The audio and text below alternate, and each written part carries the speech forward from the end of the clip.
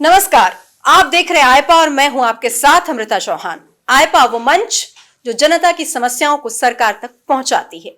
ये वो मंच जो आम जन की समस्याओं को उठाने का मंच भी है। तो आप इस मंच से जुड़कर अपनी समस्या हमें बता सकते हैं और आपकी समस्याएं हम सरकार तक पहुंचाएंगे। और आयपा का ये मकसद है कि समाज को आगे लाना, विकास के प्रगति पर ले जाना, देश को आगे ले जाना, ये मकसद है। और आज मैं मौजूद हूं, साहिबाबाद में हूं और एक ऐसे शख्स से आपकी मुलाकात कराने जा रही हूं जो साहिबाबाद विधानसभा सीट से टिकट की दौड़ में नंबर 2 पर थे और हालांकि टिकट की दौड़ से वो बाहर हो गए हैं। तो उनसे जानेंगे कि क्या टिकट नहीं मिलने से वो नाराज हैं, चुनाव नजदीक है तो किस तरह से वो सहयोग कर रहे हैं बीजेपी के लिए। और सस्पेंस पर से पर्दा हटाते हुए मैं आपको बताती हूं कि किन से आपकी मुलाकात कराने जा रही हूं। दरअसल इस वक्त हमारे साथ मौजूद हैं बातचीत के लिए सच्चिदानंद राय, जो पूर्व डीआईजी भी हैं और प्रदेश सह संयोजक जो सुशासन एवं केंद्र राज्य शासकीय समन्वय विभाग के हैं।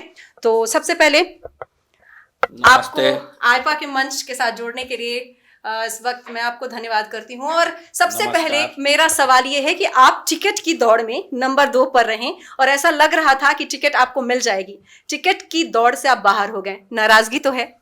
नाराजगी नहीं है, मन दुखी है टिकट नहीं मिलने से, क्योंकि हमने इस क्षेत्र में काफ़ी कार्य किया था। 1 वर्षों से लगातार जनसंपर्क और भारतीय जनता पार्टी के लिए भी बहुत महत्वपूर्ण कार्य किया था। पार्टी से मुझे पूरी उम्मीद थी कि टिकट मिलेगा, लेकिन पार्टी आला कमान का जो भी निर्णय है उसे मैं स्वीकार करता हूं। नाराजगी कोई नहीं है, मन दुखी जरूर है। मन दुखी जरूर है। तो सिटिंग एमएलए हैं इस वक्त हमारे जो सुनील शर्मा, उनका सहयोग कैसे करेंगे अगर मन दुखी रहेगा तो? देखिए, कोई भी परिस्थिति बहुत अधिक दिन तक अस्थायी नहीं रहती है। तात्कालिक कारण होते हैं, सफलता असफलता के प्रभाव मन पर पड़ते हैं, लेकिन वह कोई अस्थायी भाव नहीं होता है। हम भाजपा के सिपाही हैं, भारतीय जनता पार्टी के सिद्धांतों के समर्थक हैं और भाजपा के लिए काम कर रहे हैं। हमारी पार्टी में पार्टी महत्वपूर्ण है, कोई व्यक्ति महत्वपूर्ण नहीं होता है। पार्टी महत्वपूर्ण है। पार्टी को आपने नाराजगी जताई थी कि आपको टिकट की दौड़ से क्यों बाहर कर दिया गया? नहीं, नाराजगी जताने का कोई प्रश्न ही नहीं है। पार्टी आला कमान का जो निर्णय है उसे मैंने मन से स्वीकार किया है। नाराजगी का कोई प्रश्न ही नहीं है, इसलिए नाराजगी जताने का कोई प्रश्न नहीं। इंदिरापुरम थाने में तो बहुत हंगामा मचाया आपके समर्थक ने। देखिए, साहिबाबाद विधानसभा क्षेत्र में पूर्वांचल और बिहार के 70% लोग रहते हैं। इसके अलावा उत्तरांचल के लोग भी रहते हैं और समस्त प्रवासी लोगों की यदि संख्या का विचार करिए तो यहाँ पर करीब 80 से लेकर के 85% तक प्रवासी लोग रहते हैं, जिसमें पूर्वांचल बिहार के लोगों की संख्या सबसे अधिक है। यहाँ पर सबके मन में एक इच्छा आकांक्षा शुरू से रही है कि गाजियाबाद में एक विधानसभा पूर्वांचल की होनी चाहिए जी। जब हम आए यहाँ पर राजनीति करने तो लोगों के मन में यह इच्छा और पुख्ता हो गई, उम्मीद जग गई। एक ओर से सारे पूर्वांचल बिहार के लोग हमारे साथ जुड़े। यहाँ के लोग स्थानीय निवासी भी हमारे पक्ष में बहुत अधिक है, हमसे जुड़े हैं, लेकिन अधिकांश संख्या पूर्वांचल बिहार की हमारे साथ जुड़ गई और सबको यह विश्वास था कि इस बार साहिबाबाद से पूर्वांचल का टिकट होगा। अब ऐसा नहीं हुआ तो लोगों के मन में वो जो इच्छा थी वह आक्रोश में बदल गई, जिसके लिए उन्होंने विरोध प्रदर्शन किया। हमने तो सुना कि आप इतने नाराज थे कि पार्टी बदलने का मन बना रहे थे। नहीं, ऐसा कोई बात नहीं, कभी हमने ऐसा मन नहीं बदला। हम नाराज भी नहीं हैं, क्योंकि देखिए, हम 30 वर्ष प्रशासनिक सेवा करके राजनीति में आए। कोई राजनीति हमारा पेशा नहीं है। हम विचार और सिद्धांत के आधार पर भारतीय जनता पार्टी में आए हैं। पहले भी विद्यार्थी जीवन में भी विद्यार्थी परिषद में हम इलाहाबाद विश्वविद्यालय में सक्रिय राजनीति किए हैं और इस विचारधारा के कारण हम भाजपा में आए हैं। टिकट न मिलने से भाजपा छोड़ के चले जाएं, ऐसा तो हम सोचते भी नहीं है जी। इस बार जो रणनीति थी बीजेपी की कि जो लोग भी सिटिंग एमएलए हैं, जो विधायक हैं, अपने क्षेत्र में अच्छा परफॉर्मेंस करेंगे तभी उनको वापसी में टिकट दी जाएगी, नहीं तो उनका पता साफ हो जाएगा। क्या आपको लगता नहीं है कि अचानक जब टिकट का बंटवारा शुरू हुआ तो बहुत लोग बीजेपी छोड़कर जाने लगे, यहाँ तक कि कैबिनेट मंत्री भी? तो इसी को देखते हुए तो नहीं फैसला ये लिया गया और आप दौड़ से बाहर हो गए कि नाराज न किया जाना चाहिए लोगों को, जब चुनाव नजदीक है ऐसे में पार्टी की छवि खराब होगी अगर नाराजगी ऐसे ही देखने को मिली तो? ये कारण है, ऐसी स्थिति पैदा हुई थी जिसके कारण भारतीय जनता पार्टी से कुछ हमारे सरकार में स्थापित मंत्री छोड़ के गए, कुछ विधायक भी गए। तो इस बात पर विचार निश्चित रूप से हुआ होगा और यह कारण भी हो सकता है जी। लेकिन पार्टी आला कमान का जो निर्णय है और वो क्यों हुआ उस पर हमारी टिप्पणी तो कोई बहुत महत्व नहीं रखती है। जी। लोग ये चर्चा कर रहे हैं कि सपा कांटे की टक्कर दे रही है आपको, और सपा का तो ये कहना है कि हम लौट कर आए, हम आ जाएंगे, बाहर कर देंगे बीजेपी को। आप क्या कहते हैं? कहीं से ऐसी स्थिति नहीं है। समाजवादी पार्टी कुछ चंद लोगों को अपनी पार्टी में शामिल करके और ऐसा सोचती है कि उत्तर प्रदेश में उसकी सरकार बन जाएगी, तो यह उसका दिवा स्वप्न है। जी।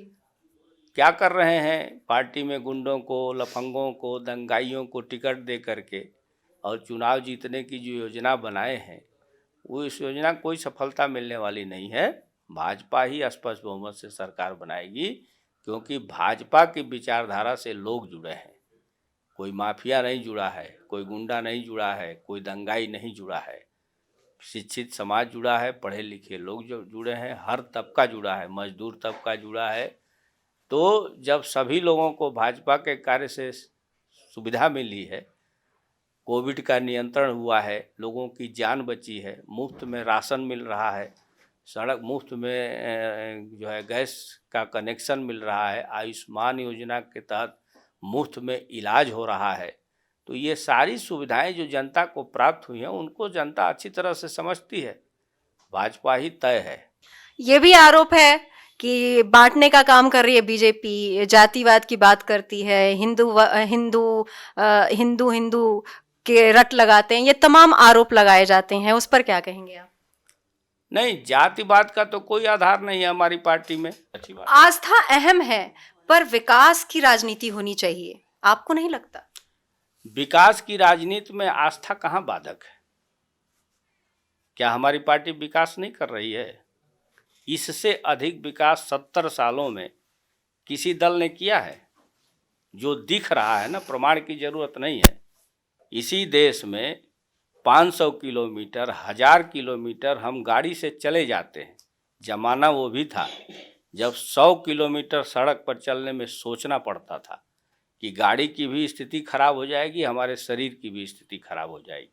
ऐसी सड़कें थी 70 साल तक, जिसको बदला पहली बार हमारे माननीय प्रधानमंत्री अटल बिहारी वाजपेयी जी ने जब स्वर्णिम चतुर्भुज योजना लाए और जो हाईवे जीटी रोड का निर्माण हुआ, तब हम लोगों को भी लगा कि यार ऐसी भी सड़क हो सकती है जिस पर हम फराटे से निकल जाएं और शरीर पर कोई जर्क न आवे और थकान न महसूस हो। तो विकास में आस्था कहीं बाधक नहीं है। विकास द्रुत गति से चल रहा है और विकास की रफ्तार इसी तरह चलती रहेगी जब तक भाजपा की सरकार रहेगी।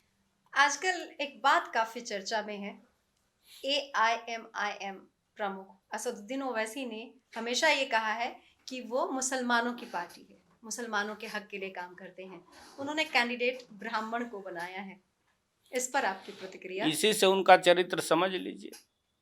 जिस धर्म का, जिस कौम का विरोध करते हैं उसे ही अपना प्रत्याशी बनाते हैं। क्या उनको यहाँ कोई मुसलमान नहीं मिला विधानसभा का चुनाव लड़ाने के लिए? ओवैसी वगैरह केवल किसी चीज़ को स्टंट बना के लोगों की मनोभावना को भड़काने का काम करते हैं। उनको अपनी सीट से सुरक्षित रहे, इसके लिए दल बना के देश में दंगा फैलाने का, नफरत फैलाने का काम करते हैं। ऐसे लोगों को जनता को बिल्कुल नकार देना चाहिए। ऐसी राजनीति बिल्कुल ही नहीं चलनी चाहिए हमारे देश में जो नफरत पैदा करे। डोर टू डोर जाते होंगे, लोगों से मिलते होंगे, किस तरह की लोगों से प्रतिक्रिया मिलती है आपको? और आप उन्हें क्या कहते हैं, क्या विश्वास दिलाते हैं? हम यही विश्वास दिलाते हैं कि गुंडों अपराधियों से निर्भय होकर के रहना है, तो बताइए कौन दल चाहिए, तो बोलते हैं भाजपा। हम कहते हैं विकास चाहिए, तो सब कहते हैं भाजपा। महिलाएं कह रही हैं हमारे किचन का बजट बिगड़ गया है। उसको ठीक कर देंगे भाई। थोड़ी बहुत चीज़ें हैं किचन का, आपकी बात बिल्कुल सही है। जी। इसीलिए हमने कहा ना कि अगला एजेंडा हमारा यही है, इसलिए भाजपा ही को जिताना है। सच्चिदानंद राय जी, बहुत बहुत धन्यवाद आपका आईपा से बातचीत करने के लिए। नमस्ते, आपका भी बहुत बहुत धन्यवाद। तो ये थे सच्चिदानंद राय, पूर्व डीआईजी और प्रदेश सह संयोजक सुशासन और केंद्र राज्य शासकीय समन्वय विभाग, भारतीय जनता पार्टी को रिप्रेजेंट करते हैं। उन्होंने बताया कि किस तरह से वो काम कर रहे हैं और अब जब चुनाव नजदीक है तो जीत तो भाजपा की ही होनी है। तो फिलहाल हमारे इस कार्यक्रम में इतना ही। मुझे दीजिए इजाजत। नमस्कार।